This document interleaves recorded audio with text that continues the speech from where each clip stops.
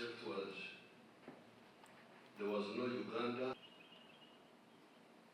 but fishing, they do artisanship. Then you have all these fellows, this clan, the Basita.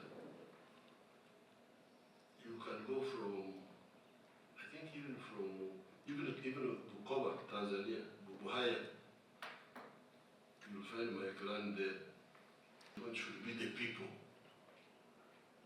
who are here, who are they? Our people are at the coast, the North Swahili, a small place called Uganda, which the British cut out. So who are the man from here? There's nothing I don't know here. Politics. If you ask Tangodo, then now finally the British come and Neva-Atlantic, Bateso.